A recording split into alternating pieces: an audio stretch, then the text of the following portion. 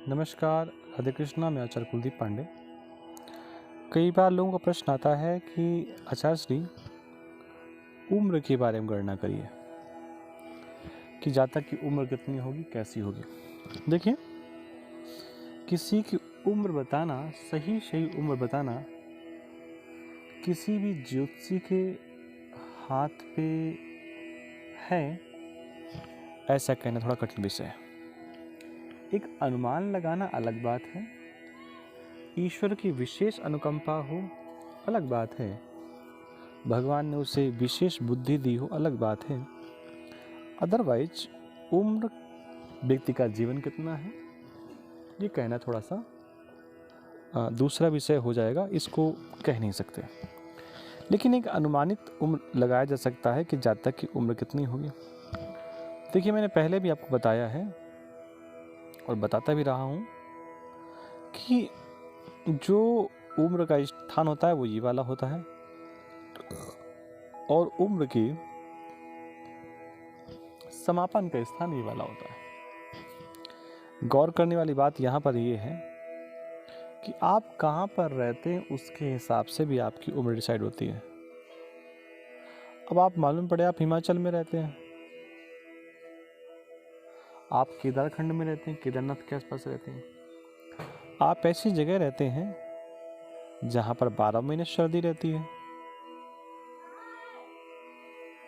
तो ऐसी स्थिति में आप ये कह सकते हैं कि जातक की उम्र लगभग 100 साल या 100 साल से ऊपर की होगी। ये तब की बात हम कर रहे हैं जब आप ठंडे प्रदेशों की बात कर रहे हैं। लेकिन अगर आप जैसे गर्म प्रदेश पे रह रहे हैं, राजस्थान पे रह रहे हैं, उत्तर प्रदेश पे रह रहे हैं, मध्य प्रदेश पे रह रहे हैं, उत्तराखंड के आसपास आप रह रहे हैं, तो ऐसी स्थिति में जो जातक की औसतन आयु है 80 या इसके ऊपर या 90 कह सकते हैं, तो ये आपकी औसतन आयु होगी। आयु देखते कैसे कैसे हैं? देखिए, एक तो आपका शरीर हो गया,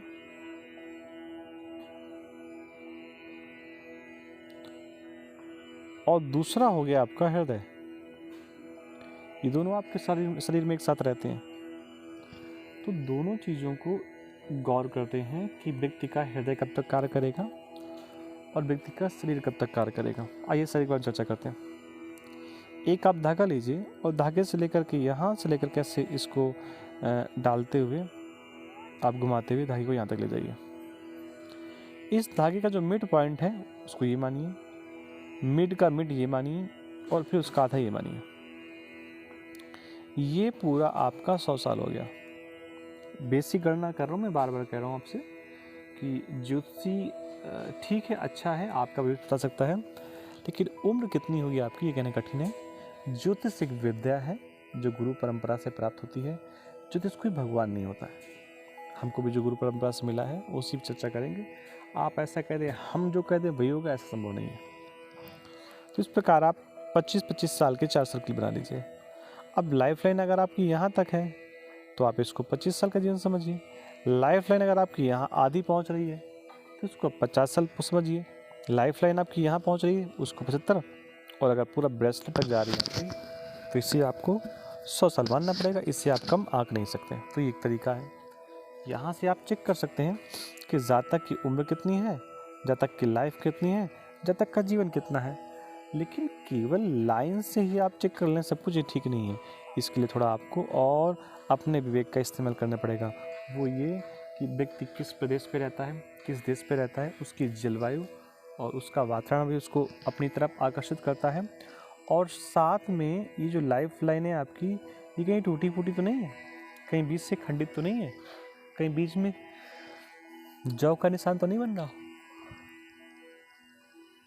ये बहुत सारी चीज़ें आपको लाइफ लाइन में देखनी पड़ेंगी, चेक करनी पड़ेंगी। उसी के साथ अनुमानित आप कोई बात कह सकते हैं। आगे चर्चा करते हैं।